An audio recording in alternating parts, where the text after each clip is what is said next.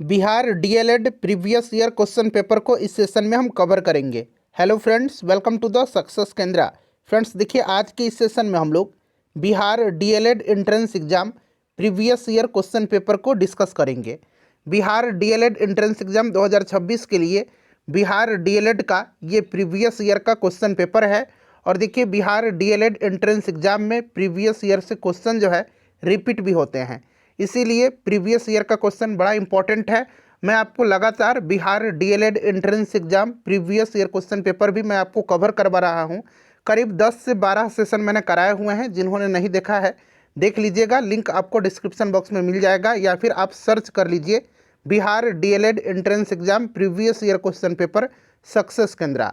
Friends, अगर आप channel पर पहली बार आए हुए हैं तो चैनल को सब्सक्राइब कर लीजिए, और जो बगल में बेल आइकन है, घंटी का निशान है, उसको भी ज़रूर दबा लीजिए, ताकि जब भी बिहार डीएलएड एंट्रेंस एग्जाम 2026 से रिलेटेड कोई भी इंपॉर्टेंट वीडियो अपलोड किया जाए तो उसका नोटिफिकेशन सबसे पहले आपके पास पहुंच जाए। तो चलिए फ्रेंड्स, बिना देरी किए हुए सेशन हम लोग स्टार्ट करते हैं। एक बार सभी लोग प्लीज़ पहले सेशन को लाइक कर दीजिए, और जब इसको कंप्लीट देख लीजिएगा, पूरा देख लीजिएगा, तो कम से कम इसको एक ग्रुप में फ्रेंड्स ज़रूर ही शेयर कर दीजिएगा। तो चलिए अब हम लोग स्टार्ट करते हैं आज का सेशन। तो फ्रेंड्स देखिए, जैसे मैंने आपको बताया है कि आज इस सेशन में हम लोग Bihar DElEd entrance exam previous year question paper को डिस्कस करेंगे। और सबसे पहले हम लोग साइंस यानी कि विज्ञान के क्वेश्चन को डिस्कस करेंगे। चलिए सब लोग प्रश्न पढ़ेंगे। देखिए, प्रश्न पूछा गया है कि किसी वस्तु का वजन हवा में 10 न्यूटन है। जब उस वस्तु को किसी द्रव में पूरी तरह डुबाया जाता है तब उसका वजन 8 न्यूटन रहता है। उस वस्तु द्वारा हटाए गए द्रव का वजन क्या होगा। देखिए कितना बढ़िया प्रश्न है, बेसिक प्रश्न पूछा गया है। अगर आपका बेसिक ठीक ठाक होगा तो आप इसको आसानी से बना लीजिएगा। चलिए फ्रेंड्स, सब लोग आंसर कमेंट करते चलिएगा, और जो भी मैं आपको एक्सप्लेन करके एक्स्ट्रा फैक्ट्स बताऊंगा उससे भी आप ध्यानपूर्वक जरूर सुनिएगा। इस तरह से एक प्रश्न के साथ साथ आपके 2 से 3 प्रश्न जो हैं कवर होते चलेंगे। अब यहाँ पर थोड़ा सा ध्यान दीजिए। देखिए फ्रेंड्स, आपने आर्किमिडीज का सिद्धांत पढ़ा होगा। आर्किमिडीज प्रिंसिपल के अनुसार जब किसी वस्तु को जो है किसी द्रव में पूरा या आंशिक रूप से डुबाया जाता है तो उसके भार में आभासी कमी होती है, और यह कमी वस्तु द्वारा विस्थापित जो आपका द्रव है उसके भार के बराबर होती है, जो ऊपर की ओर लगने वाले उत्प्लावन बल के कारण होता है ना। तो अभी मैंने आपको बताया है कि जब किसी वस्तु को किसी द्रव में पूरा या आंशिक रूप से डुबाया जाता है तो उसके भार में आभासी कमी आती है, और यह कमी वस्तु द्वारा विस्थापित द्रव के भार के बराबर होती है, जो ऊपर की ओर लगने वाले उत्प्लावन बल के कारण होती है।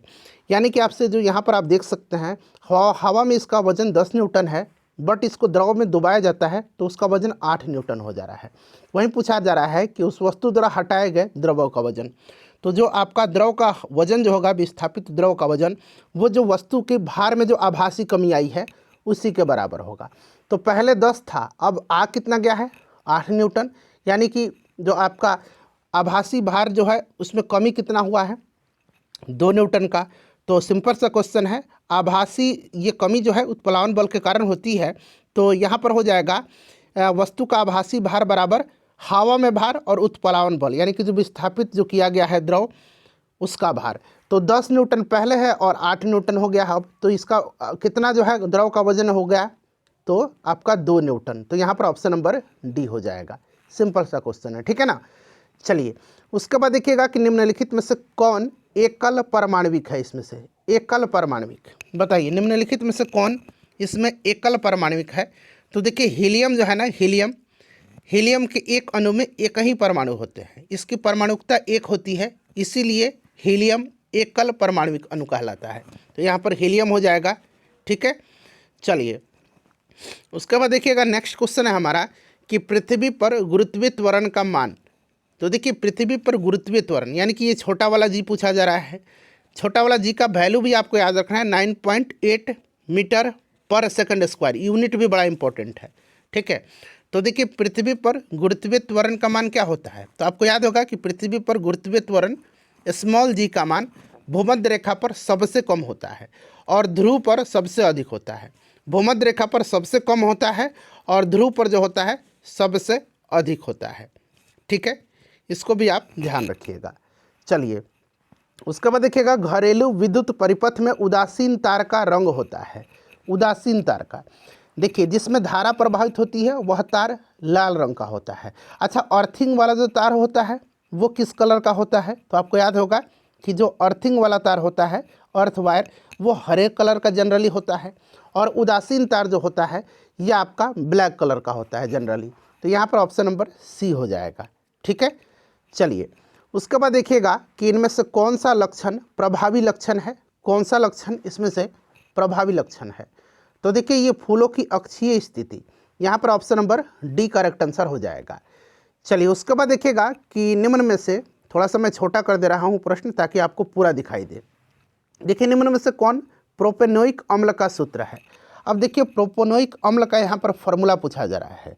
तो यहाँ पर आप देख सकते हैं ऑप्शन नंबर बी जो दिया गया है ये आपका करेक्ट हो जाएगा प्रोपेनोइक अम्ल का। ठीक है, यहाँ पर आप देखिए CH3 CO CH2 CH2 CH3, ये जो है आपका मिथाइल प्रोपाइल कीटोन का फॉर्मूला है, और CH3 CO CH3 जो है ये आपका डाईमिथाइल कीटोन है। ठीक है, तो आप सब ध्यान रख सकते हैं। चलिए उसके बाद देखिएगा कि रेटिना प्रकाश को परावर्तित करता है। रेटिना प्रकाश को परावर्तित करता है। देखिए रेटिना क्या है, तो यह आँख का एक भाग होता है। यह एक कोमल सूक्ष्म झिल्ली वाला पोर्शन है जिसमें बृहद संख्या में प्रकाश सुग्राही कोशिकाएं होती हैं, और प्रदीप्त होने पर प्रकाश सुग्राही कोशिकाएं सक्रिय हो जाती हैं तथा विद्युत सिग्नल उत्पन्न करती है, और यह सिग्नल जो है ये आपके तंत्रिकाओं द्वारा मस्तिष्क तक पहुंचाए जाते हैं, तब हमें किसी वस्तु को देखने का आभास होता है। तो यहाँ पर जो है परिवर्तित करता है प्रकाश को विद्युत सिग्नल में। ठीक है, चलिए और मानव नेत्र में जो है क्या दान किया जाता है, तो मानव नेत्र में कॉर्निया को डोनेट किया जाता है, इस चीज़ को ध्यान रखिएगा। ठीक है, चलिए उसके बाद देखिए निम्नलिखित में से किस द्रव का वाष्पीकरण दर सर्वाधिक होगा, यानी कि इसमें से वाष्पीकरण दर। देखिए नाखून पॉलिश रिमूवर आपने देखा होगा, नाखून वगैरह पर जो आपका नेल पॉलिश लगाया देते हैं उसको हटाने के लिए, तो वहाँ पर देखिए सनसनाहट महसूस होता है। ठीक है, अच्छा अल्कोहल में भी ऐसा होता है और पेट्रोल में भी होता है। पेट्रोल हाथ से छुइएगा ना, देखिए सनसनाहट महसूस होता है, तेज़ी से ये वाष्पीकृत हो रहा है। तो वही पूछा गया है कि वाष्पीकरण दर सर्वाधिक किसका होगा। तो बहुत ही सिंपल सा हो जाएगा, इसमें से इसका आंसर पेट्रोल ही दिया गया है। ठीक है ना, चलिए उसके बाद देखिएगा नेक्स्ट क्वेश्चन है कि उन अंगों का नाम बताएं जो मनुष्यों में उत्सर्जन प्रणाली को बनाते हैं। उत्सर्जन प्रणाली बताइए, उत्सर्जन प्रणाली को। देखिए मनुष्य में जो है उत्सर्जन प्रणाली के जो तंत्र हैं, हिस्सा है, वो आपका इसमें से कौन सा हो जाएगा, तो यहाँ पर आप देखेंगे वृक्क हो जाएगा। किडनी जो है उत्सर्जन तंत्र का एक हिस्सा है, और आपको पता है कि एक जोड़ी किडनी जो है ये आपकी पाई जाती है। क्लियर, मनुष्यों में एक जोड़ी वृक्क, किडनी, एक जोड़ी मूत्रवाहिनी, मूत्राशय और मूत्रमार्ग उत्सर्जन प्रणाली बनाते हैं। ठीक है, चलिए और जो वृक्क है, किडनी है, इसकी जो कार्यात्मक यूनिट जो है वो नेफ्रॉन है। क्या कहलाता है, वो नेफ्रॉन कहलाता है। ठीक है ना, और तंत्रिका तंत्र जो है उसका जो यूनिट है ये न्यूरॉन है। तो ये दोनों आप याद रख सकते हैं, प्रश्न पूछा जा सकता है। ठीक है, चलिए उसके बाद देख लीजिएगा, एक मिनट रुक जाइए। तो यहाँ पर आंसर क्या हो जाएगा, वृक्क, मूत्रवाहिनी, मूत्राशय, मृगवाहिनी सभी हो जाएंगे ना, उपरोक्त सभी यहाँ पर करेक्ट आंसर हो जाएगा। ठीक है, उसके बाद देखिए तत्व मैग्नीशियम सल्फर के साथ अभिक्रिया कर कौन सा बंध बनाता है। मैग्नीशियम सल्फर के साथ, तो मैग्नीशियम सल्फर के साथ जो है ये आपका आयनिक बॉन्ड बनाएगा। ठीक है ना, आयनिक बॉन्ड यहाँ पर हो जाएगा, आयनिक बॉन्ड। तो यहाँ पर करेक्ट आंसर क्या होना चाहिए, एक मिनट इसको एक बार फिर से मैं भी चेक कर लेता हूँ, आप भी देख लीजिए करेक्ट आंसर इसका क्या हो जाएगा। तो बिल्कुल ठीक है, आयनिक बंध ही ये बनाएगा। ठीक है, चलिए उसके बाद नेक्स्ट क्वेश्चन है कि निम्नलिखित में से कौन संयोजित टीका है जो बच्चों में डिप्थीरिया, काली खांसी और टेटनस के बचाव के लिए दिया जाता है। बताइए तो कौन सा ये टीका है, बड़ा इंपॉर्टेंट ये क्वेश्चन है, फटाफट आप बताइए तो फ्रेंड्स। तो यहाँ पर देखिएगा इसका नाम है DPT का टीका। DPT यहाँ मैं लिख भी देता हूँ, D, P और T। अभी ये D से हो जाएगा आपका डिप्थीरिया। ठीक है, और T से हो गया टिटनस। अब इसमें आप कहिएगा काली खांसी से, तो K होना चाहिए, K से काली खांसी, इसका नाम पर्टूसिस है। ठीक है ना, काली खांसी का, इसीलिए D से डिप्थीरिया, P से पर्टूसिस यानी कि काली खांसी, और T से टिटेनस। तो ये DPT का टीका है। अच्छा BCG का टीका जो है ये क्षय रोग में दिया जाता है, क्षय रोग में, TB वगैरह की बीमारी में। ठीक है ना, तो ये भी आप ध्यान रखिएगा। HIV तो आपको पता ही है। ठीक है, देखिए फ्रेंड्स, आगे बढ़ने से पहले हम बात करेंगे बिहार डीएलएड एंट्रेंस एग्जाम 2026 की बेस्ट बुक के बारे में, जो कि चक्षु पब्लिकेशन का है। यहाँ पर आप देख भी सकते हैं, चक्षु पब्लिकेशन का यह बुक है बिहार डीएलएड संयुक्त प्रवेश परीक्षा 2026 के लिए। ये संपूर्ण स्टडी गाइड है और पूरा जो आपका सिलेबस है, पूरा जो पाठ्यक्रम है, उस पर आधारित है। देखिए, इस बुक की खासियत मैं आपको दिखा दे रहा हूँ। यहाँ पर आप देख सकते हैं, इसमें जो एग्ज़ाम का पैटर्न है वो दिया गया है कि किस विषय से कितने प्रश्न पूछे जाएंगे और कितने अंक के पूछे जाएंगे। तो ये पूरा यहाँ पर आपको देखने को मिल जाएगा। साथ ही साथ देखिए, विषय सूची में आप देख सकते हैं, ये प्रीवियस ईयर का क्वेश्चन पेपर है जो अभी 2025 में पेपर हुआ है। 2024 का भी इसमें, 2023 का भी, 22 का भी क्वेश्चन पेपर दिया गया है। यहाँ पर आप देख सकते हैं जो विषय है पूरा यहाँ पर डिटेल में जो है सारे चैप्टर्स आपको देखने को मिल जाएंगे सभी विषय के। हिंदी का देख लीजिए, उसी प्रकार से सामान्य विज्ञान का, सामाजिक अध्ययन का, इंग्लिश का, और यहाँ पर आप देख सकते हैं रीजनिंग का। ठीक है ना फ्रेंड्स। तो और यहाँ पर देखिएगा पूरा ये प्रीवियस ईयर का क्वेश्चन पेपर दिया गया है। और ख़ास बात क्या है कि इसका जो सॉल्यूशन दिया गया है वो पूरे डिटेल में सॉल्यूशन दिया गया है। यहाँ पर आप देख सकते हैं पूरा डिटेल में यहाँ पर आपको सॉल्यूशन देखने को मिल जाएगा, पूरा डिटेल में सॉल्यूशन मिल जाएगा। बहुत ही बेस्ट बुक है बिहार डीएलएड एंट्रेंस एग्जाम 2026 के लिए। बिहार डीएलएड एंट्रेंस एग्जाम 2026 के लिए चक्षु के स्टडी गाइड के साथ साथ आप चक्षु पब्लिकेशन का बिहार डीएलएड का ये प्रैक्टिस सेट भी आप ले सकते हैं और आप अपनी तैयारी को इसके साथ और भी मजबूत कर सकते हैं। चलिए, उसके बाद देखिए, निम्नलिखित में से कौन जो है अनवीकरणीय ऊर्जा का स्रोत है। नवीकरणीय और अनवीकरणीय आपने पढ़ा होगा। नवीकरणीय यानी कि फिर से रिन्यूएबल हो सकता है, जैसे कि नवीकरणीय में आपका सोलर एनर्जी आ जाएगा। हाइडल एनर्जी यानी कि जो जल से ऊर्जा बन रहा है, ठीक है ना, टाइडल एनर्जी भी इसको बोलते हैं। उसके बाद आपका और कौन सा है, विंड एनर्जी है, जो हवा से ऊर्जा बन रहा है। ये सब रिन्यूएबल एनर्जी हैं। यहाँ पर अनवीकरणीय पूछा गया है, तो आप देख सकते हैं इसमें से अनवीकरणीय कौन सा हो जाएगा, कोयला हो जाएगा। ठीक है ना। चलिए, उसके बाद नेक्स्ट क्वेश्चन है हमारा कि निम्नलिखित में से कौन सा ऊतक भ्रूण के बाह्य त्वचा यानी कि एक्टोडर्म से उत्पन्न होता है। कौन सा ऊतक भ्रूण के बाह्य त्वचा से उत्पन्न होता है। तो देखिए, भ्रूण के बाह्य त्वचा से तंत्रिका ऊतक विकसित होता है। ठीक है ना, तंत्रिका ऊतक, तो यहाँ पर तंत्रिका हो जाएगा। ठीक है, तंत्रिका ऊतक होता है। ठीक है। चलिए, और अभी मैंने बताया आपको तंत्रिका ऊतक की इकाई न्यूरॉन है। ठीक है। चलिए, उसके बाद देखिएगा कि ये वैरायटी किसका है, मैक्स 1407, जो कि एक अधिक उपज देने वाली कीट मुक्त प्रजाति है। तो यह प्रजाति किसकी है, मैक्स 1407। तो ये सोयाबीन का एक नई प्रजाति है। ठीक है ना। और सोयाबीन में आपको पता है ना कि प्रोटीन प्रचुर मात्रा में पाया जाता है। तो पूछा भी जाता है कि इनमें से सबसे ज़्यादा प्रोटीन किस में पाया जाता है, तो याद रखिएगा सोयाबीन में। चलिए, किंगडम प्लांटी में शामिल है। किंगडम प्लांटी पूछा गया है। तो प्लांटी यानी कि पादप जगत, तो इसमें आपका शैवाल, थैलोफाइटा, ब्रायोफाइटा, टेरिडोफाइटा, ठीक है ना, उसके बाद जिम्नोस्पर्म, एंजियोस्पर्म, ये सब आ जाते हैं। तो यहाँ पर सभी हो जाएंगे। Option number D correct answer हो जाएगा। ठीक है। चलिए, उसके बाद देखिए, पहाड़ी क्षेत्र में मृदा अपरदन को रोकने के लिए किस विधि को अपनाया जाता है। पहाड़ी इलाकों में मृदा के अपरदन को रोकने के लिए पूछा गया है कि कौन सा विधि अपनाया जाता है। तो इसका नाम है सोपानी कृषि।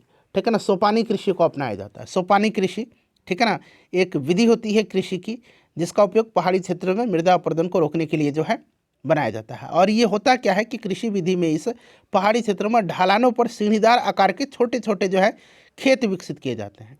ठीक है।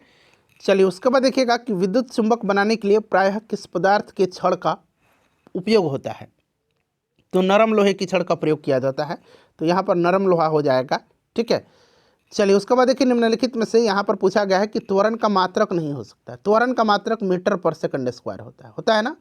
वेग में परिवर्तन की दर को त्वरण बोला जाता है ना।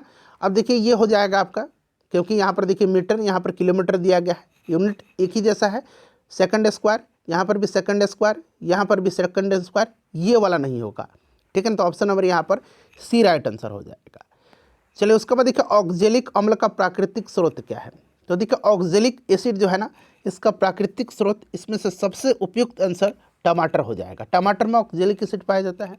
संतरा में और नींबू में सिट्रिक एसिड पाया जाता है। सिट्रिक अम्ल, यहाँ पर मैं लिख देता हूँ, आपका हिंदी में ही लिख देता हूँ, सिट्रिक एसिड। ठीक है ना, सिट्रिक अम्ल पाया जाता है। ठीक है। सिरका में एसिटिक एसिड पाया जाता है। अच्छा, कच्चा आम और इमली में, कच्चा आम और इमली में पूछा जाता है तो आपको याद रखना है टार्टरिक अम्ल पाया जाता है। एक अम्ल है टार्टरिक अम्ल। ठीक है ना, टार्टरिक अम्ल पाया जाता है। अच्छा, मांसपेशियों में थकाव किस अम्ल के कारण होता है? तो लैक्टिक अम्ल के कारण होता है। ये प्रश्न पूछा जाता है, मांसपेशियों में थकाव किस अम्ल के जमाव के कारण होता है? तो आपको याद रखना है लैक्टिक एसिड के कारण, लैक्टिक अम्ल के कारण। ठीक है, चलिए प्लाज्मा झिल्ली, प्लाज्मा मेम्ब्रेन किससे बनी होती है? यहाँ पर आपको A, B, C, D सभी ऑप्शन दिख रहे हैं, बताइएगा करेक्ट आंसर क्या हो जाएगा? प्लाज्मा झिल्ली यानी कि प्लाज्मा मेम्ब्रेन किससे बनी होती है? तो देखिए प्लाज्मा झिल्ली जो होती है ये प्रोटीन, कार्बोहाइड्रेट और फास्फोलिपिड की बनी होती है। ठीक है ना, तो यहाँ पर याद रखिएगा प्रोटीन, कार्बोहाइड्रेट और फास्फोलिपिड ऑप्शन नंबर सी में दिया गया है। क्लियर? चलिए चलिए ये पूछा गया प्लाज्मा झिल्ली। ठीक है, अच्छा ये पूछा जाता है कि कोशिका भित्ति किसकी बनी होती है? तो पादप की कोशिका भित्ति सेलुलोज की बनी होती है। कवक की कोशिका भित्ति काइटिन की बनी होती है। कवकों की, जो कवक हैं, यहाँ पर कवक लिख देता हूँ, फंगी, इनकी काइटिन की बनी होती है। ठीक है फ्रेंड्स, चलिए उसके बाद हम लोग अगला प्रश्न कर लेंगे। हाँ, अब देखिए हम लोग सामाजिक अध्ययन के प्रश्न, 20 प्रश्न साइंस के, 20 प्रश्न जो है आपके सोशल स्टडीज़ के, सामाजिक अध्ययन के पूछे जाते हैं। 40 में अगर आप 30-35 कर लेते हैं तो समझिए कि आप रीजनिंग और मैथ में अच्छा प्रदर्शन कर लेंगे, हिंदी और इंग्लिश में भी आप ठीक ठाक कर लेंगे, तो अच्छा स्कोर आपका हो जाएगा। देखिए विश्व की कितनी प्रतिशत जनसंख्या भारत में रहती है? बड़ा अच्छा प्रश्न है। चलिए सब लोग बताइए आंसर, कमेंट करते चलिए। तो देखिए फ्रेंड्स, अगर हम बात करते हैं तो वर्तमान में अभी आपको 17.7% भी कहीं कहीं एग्जाम में ऑप्शन देकर के पूछा जा रहा है। ठीक है ना, बहुत सारे एग्जाम में जो है 17.7% ऑप्शन में दिया जा रहा है। तो आप 17.5 से लेकर के और 17.7% तक याद रखिएगा। ठीक है ना, तो यहाँ पर देखिए 17.59 दिया गया है। क्लियर? तो आप 17.7 भी याद रखिएगा, हो सकता है कि इस बार आपके पेपर में 17.7 ऑप्शन में देखने को मिल जाए। क्लियर? चलिए उसके बाद देखिए भारत में कोयले का सर्वप्रमुख उत्पादक राज्य कौन सा है? ये समय समय पर आंकड़े बदलते रहते हैं। ठीक है, अभी मैं वर्तमान की बात कर रहा हूँ। अभी वर्तमान में जो है उड़ीसा पहले स्थान पर है, दूसरे स्थान पर झारखंड है, तीसरे स्थान पर छत्तीसगढ़ है। ठीक है, तो अभी उड़ीसा है। जब आपका पेपर होगा उस समय भी अगर रिसेंटली हो जा रहा है तो आप उड़ीसा ही मान करके चलिएगा। बहुत लेट से एग्जाम होगा तो हर मतलब साल में ये 4 बार रिपोर्ट आता है शायद। ठीक है, अभी वर्तमान में उड़ीसा है। चलिए अगला प्रश्न है हमारा कि मानचित्र में नीले रंग द्वारा किस भाग को दिखाया जाता है? कॉमन सा प्रश्न है, कॉमन सेंस लगाइएगा, आप भी बना दीजिएगा। निश्चित रूप से नीला जो होगा वो जल निकाय को ही दर्शाएगा। जो जल निकाय में क्या आ जाएगा? झील, नदी, महासागर, ये सब आते हैं, तो यहाँ पर जल हो जाएगा। ठीक है, अच्छा प्रथम विश्व युद्ध का तात्कालिक कारण, ये प्रश्न बड़ा रिपीटेड है, कई बार एग्जाम में पूछा गया है, बिहार डीएलएड के एग्जाम में। तो मैंने आपको बताया था कि 1914 से लेकर के 1918 तक प्रथम विश्व युद्ध चला था, और इसका तात्कालिक कारण ऑस्ट्रिया के राजकुमार फर्डिनेंड, ऑस्ट्रिया यहाँ पर देखिए ऑस्ट्रिया के राजकुमार हैं, इनका नाम है फर्डिनेंड। इनकी राजधानी, इनकी हत्या बोस्निया की राजधानी सेराजोवा में होती है। बोस्निया की राजधानी सेराजोवा है, वहीं पर इनकी हत्या होती है, और यही प्रथम विश्व युद्ध का तत्कालिक कारण बन जाता है। ठीक है ना, तो इसको आप जरूर ही ध्यान रखिएगा। ठीक है, चलिए तो ऑप्शन नंबर यहाँ पर करेक्ट हो जाएगा सी। दूसरा विश्व युद्ध का तत्कालिक कारण जर्मनी का पोलैंड पर आक्रमण, ये भी मैंने आपको बताया था। ठीक है, चलिए उसके बाद नेक्स्ट क्वेश्चन कर लेंगे। अगला प्रश्न क्या है कि अंतर्राष्ट्रीय मुद्रा कोष का मुख्यालय क्या है? कहाँ पर है? इंटरनेशनल मॉनेटरी फंड का। तो देखिए इसकी स्थापना 1945 में किया गया था। वाशिंगटन डीसी में इसका हेडक्वार्टर है। ठीक है ना, तो यहाँ पर वाशिंगटन डीसी यहाँ पर दिया गया है। ठीक है, अच्छा विश्व बैंक का हेडक्वार्टर कहाँ पर है? ज़रा आप लोग मुझे कमेंट करके मेरे भाई बहन बताइए तो कि विश्व बैंक का, वर्ल्ड बैंक का, विश्व बैंक का जो है हेडक्वार्टर कहाँ पर है? फटाफट मैं वेट कर रहा हूँ, जल्दी से आप लोग बताइए फटाफट। वर्ल्ड बैंक का हेडक्वार्टर, तो देखिए वर्ल्ड बैंक का जो हेडक्वार्टर है ना, ये कहाँ पर है? ये भी वाशिंगटन डीसी में ही है, बिल्कुल क्लियर। चलिए उसके बाद देखिएगा कि भारत में स्थित लोनार झील, अच्छा WHO का जेनेवा में है, विश्व स्वास्थ्य संगठन का जेनेवा में है, ये भी ध्यान रख लीजिएगा। अच्छा भारत में लोनार झील किस झील का जो है उदाहरण है एक तरह का? देखिए लोनार झील महाराष्ट्र में है, और लोनार झील जो है ना ये आपका क्रेटर झील का उदाहरण है। किसका उदाहरण है? ये क्रेटर झील का उदाहरण है। ठीक है ना, ये क्रेटर झील का उदाहरण है। और आपको याद होगा कि उल्का पिंड वगैरह से जो है लोनार झील का उद्गार हुआ है। ठीक है, तो ये क्रेटर झील का। अच्छा ये गोखुर झील है, ये ख है, ठीक है ना, गोखुर है ये, भारत का कांवर झील जो है गोखुर झील का सबसे बेहतरीन उदाहरण है। लैगून झील तो चिल्का झील जो उड़ीसा वाला है, ये लैगून झील का उदाहरण है। ठीक है, तो ये आप वैरायटी भी याद रख सकते हैं, ये जो टाइप्स हैं ये भी आप याद रख सकते हैं। ठीक है, तो क्रेटर हो गया लोनार महाराष्ट्र वाला, गोखुर अपना बेगूसराय वाला कांवर झील हो गया, और लैगून झील याद रखिएगा, चिल्का झील, वेमनाद झील, वेमनाद जो केरल में है, ये सब लैगून के उदाहरण है। ठीक है, जो समुद्र के आसपास में है लैगून झील के उदाहरण होते हैं। देखिए, स्वतंत्र एवं निष्पक्ष चुनाव कराने की जिम्मेदारी किसकी है? तो फ्रेंड्स, ये जिम्मेदारी जो है ये होती है चुनाव आयोग के पास, चुनाव आयोग के पास है। ठीक है ना, किसके पास है? चुनाव आयोग के पास है। ठीक है, जो इलेक्शन कमीशन है उसी के पास होती है। चलिए, नेक्स्ट क्वेश्चन है हमारा कि निम्नलिखित में से कौन सी फसल भोजन और चारे के रूप में प्रयोग की जाती है? भोजन और चारे के रूप में, तो देखिए, भोजन और चारे के रूप में मक्का का उपयोग किया जाता है। मक्का हम भोजन के रूप में ग्रहण करते हैं, और उसका जो डंठल वगैरह होता है, बाकी का पोर्शन, वो चारे के रूप में पशुओं को भी खिला देते हैं। तो एक तरह से मक्का यहाँ पर सटीक आंसर हो जाएगा।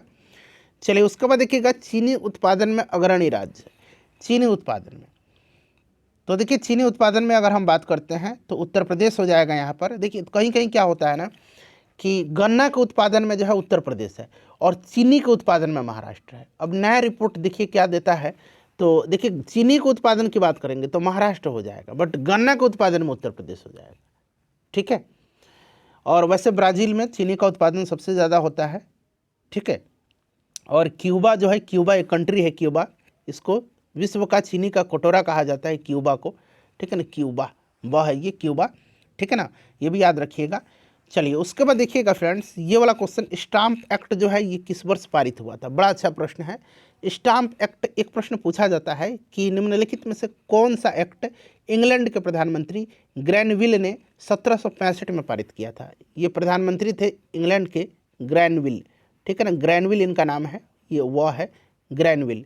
ठीक है ना, ये प्रश्न पूछा जाता है। सबसे पहले जान लीजिए, 1765 में स्टाम्प एक्ट जो है ये पारित हुआ था, और उस समय इंग्लैंड के प्रधानमंत्री ग्रैनविल थे जिन्होंने स्टाम्प एक्ट को पारित किया था। स्टाम्प एक्ट, ठीक है ना, ब्रिटिश संसद ने 7 साल की युद्ध के दौरान उपनिवेशों में तैनात ब्रिटिश सैनिकों के भुगतान की मदद के लिए स्टाम्प एक्ट को 1765 में पारित किया था। चलिए, संविधान के किस भाग में मौलिक कर्तव्य का जिक्र है? मौलिक कर्तव्य, मौलिक अधिकार नहीं, मौलिक अधिकार तो संविधान के भाग 3 में है, अनुच्छेद 12 से लेकर के 35 तक में, अमेरिका से लिया गया है। बट मौलिक कर्तव्य पूछ रहा है तो संविधान के भाग 4 के क में इसको रखा गया है, और अनुच्छेद 51 क में रखा गया है। वर्तमान में टोटल 11 मौलिक कर्तव्य हैं। ठीक है, याद रखिएगा, क्लियर। सरदार स्वर्ण सिंह समिति की अनुशंसा पर इसको जो है 1976 में जो 42वां संविधान संशोधन था उसी के तहत जोड़ा गया था संविधान में। चलिए, मानचित्र की दूरी को मापने में क्या कहा जाता है? तो इसको क्या कहा जाता है बताइए? तो इसको अंश कहा जाता है। मानचित्र में प्रदर्शित किन्हीं 2 बिंदुओं के बीच की दूरी तथा उन बिंदुओं के बीच की धरातल पर वास्तविक दूरी के मध्य का अनुपात को मानचित्र का मापनी कहा जाता है। ठीक है ना, तो और इसको अंश हो जाएगा यहाँ पर। चलिए, रंगभेद की नीति के विरुद्ध आवाज़ उठाने वाले कौन थे? तो रंगभेद की नीति के विरुद्ध कौन उठाया था? तो मार्टिन लूथर किंग थे, इन्होंने ही उठाया था। ठीक है ना, ब्लैक गांधी इनको कहा जाता है, और ये अमेरिका के निग्रो समुदाय के प्रति होने वाले रंगभेद की नीति के विरुद्ध आवाज़ उठाने वाले तथा अहिंसात्मक आंदोलन का संचालक माने जाते हैं। ठीक है, मार्टिन लूथर। उसके बाद देखिएगा कि खाली स्थान दिया गया है कि मानना था कि राज्य और समाज के स्थापित पारंपरिक संस्थानों को संरक्षित किया जाना चाहिए। ये किसका जो था? तो ये कंजर्वेटिव का मानना था। ठीक है ना, कंजर्वेटिव जो है उनका मानना है। ठीक है ना, कंजर्वेटिव मतलब एक तरह से हम संकीर्ण विचारधारा वाले कह सकते हैं। ठीक है ना, कंजर्वेटिव। चलिए, उसके बाद देखिएगा कि जून 1992 में ये प्रश्न शायद पहले भी पूछा गया है बिहार डीएल के एग्जाम में, मैंने आपको कराया भी है। ये पृथ्वी शिखर सम्मेलन हुआ था, पहला अंतर्राष्ट्रीय पृथ्वी शिखर सम्मेलन ब्राज़ील के रियो डी जेनेरियो में हुआ था 1992 में। तो सन भी याद रखिएगा, 1992 में पहला पृथ्वी शिखर सम्मेलन ब्राज़ील में हुआ था, ब्राज़ील के रियो डी जेनेरियो में हुआ था, जिसमें 100 से अधिक राष्ट्राध्यक्ष ने हिस्सा लिया था। तो यहाँ पर करेक्ट आंसर इसका जून 1992 में पहले अंतर्राष्ट्रीय पृथ्वी शिखर सम्मेलन के लिए ब्राज़ील में रियो डी जेनेरियो में 100 से अधिक राष्ट्राध्यक्ष मिले थे, रियो डी जेनेरियो। ठीक है, उसके बाद देखिएगा कि कुद्रेमुख एक महत्वपूर्ण लौह अयस्क खदान है। पूछा जाता है कुद्रेमुख किसके लिए प्रसिद्ध है? तो याद रखिएगा लौह अयस्क के लिए, और ये कर्नाटक में पड़ता है कुद्रेमुख, याद रख लीजिएगा। कुद्रेमुख कहाँ पर है? कर्नाटक में। बड़ा ये प्रश्न पूछा जाता है फ्रेंड्स। इनमें से कोल विद्रोह में शामिल कौन था, ये पूछा गया है। कोल विद्रोह में फटाफट बताइए, कोल विद्रोह। तो देखिए कोल विद्रोह की अगर हम बात करते हैं तो ये 1831-32 में हुआ था। 1831-32 में ये कोल विद्रोह हुआ था, ठीक है ना, इसको ध्यान रखिएगा। और यह विद्रोह अंग्रेजों के शोषण का बदला लेने के लिए, और इसका नेतृत्व बुधो भगत ने किया था, ठीक है ना। तो यहाँ पर देखिए बुधो भगत दिया गया है, इस तरह से अभी ऑप्शन में आपको दिखेगा बुधो भगत, बुधो भगत, ठीक है ना, याद रखिएगा। एक आपका संथाल विद्रोह है, संथाल विद्रोह, यहाँ मैं लिख दे रहा हूँ संथाल विद्रोह। संथाल विद्रोह 1855-56 में हुआ था। सिद्धू कान्हू चांद भैरव के नेतृत्व में। ये 4 भाई थे, एक का नाम सिद्धू, दूसरे का नाम कान्हू, फिर चांद, और चौथे का भाई का नाम भैरव था। मुंडा विद्रोह 1899-1900 में हुआ था, बिरसा मुंडा के नेतृत्व में। चलिए उसके बाद देखिएगा कि राष्ट्रीय पिछड़ा वर्ग आयोग को संवैधानिक दर्जा कब प्राप्त हुआ था। तो संवैधानिक दर्जा जो है ये कब प्राप्त हुआ था, तो जो आपका राष्ट्रीय पिछड़ा वर्ग आयोग है 2018 में 102वां जो संविधान संशोधन था, ठीक है ना, संविधान संशोधन अधिनियम, उसी के द्वारा जो है संविधान के 338B में इसको जो है शामिल किया गया है, इसको संवैधानिक दर्जा प्राप्त हुआ था, ठीक है। तो यहाँ पर आपका right answer option number A हो जाएगा। चलिए रॉलेट कानून किस उद्देश्य से लाया गया था। रॉलेट कानून, जिसको काला कानून कहा जाता है, ठीक है ना, इसमें क्या थी, न कोई दलील, न कोई वकील, न अपील, इस तरह का इसमें प्रावधान था। सीधे शक के आधार पर पकड़ करके जो है जेल में बंद किया जाता था। उस समय वायसराय लॉर्ड चैम्सफोर्ड था, ठीक है ना। और ये लाया गया था किसके लिए, ये आपसे पूछा जा रहा है, बताइए। 1919 में जो है यह लाया गया था रॉलेट एक्ट, इसे भी आप ध्यान रखिएगा, 1919 में। और इसका उद्देश्य क्रांतिकारी गतिविधियों पर अंकुश लगाना था, ठीक है ना। इसके अनुसार किसी संदेहास्पद यानी कि संदेह के आधार पर किसी व्यक्ति को बिना मुकदमा चलाए गिरफ्तार किया जा सकता था, परंतु जो है आप अपने बचाव में न कोई आप अपील कर सकते थे, न कोई दलील, और न ही कोई वकील आप रख सकते थे। तो यहाँ पर देखिए क्रांतिकारी गतिविधियों पर अंकुश लगाने के लिए। चलिए उसके बाद इसी के विरोध में रॉलेट सत्याग्रह गांधी जी ने किया था, आपको भी याद होगा। देखिए किस बात से स्पष्ट होता है कि बिहार में लोकतंत्र की जड़ें गहरी हैं। तो पहला लोकतंत्र जो है बिहार में ही देखने को मिलता है, लिच्छवी गणराज्य में, ठीक है ना। तो यहाँ वैशाली का लिच्छवी गणतंत्र, ठीक है। तो फ्रेंड्स बताइए इन 40 प्रश्नों में से आपने कितने प्रश्नों का आंसर सही से दिया है, अपना स्कोर कमेंट करके बता दीजिए। सेशन को लाइक कर दीजिए और इसको एक ग्रुप में ज़रूर शेयर कर दीजिए।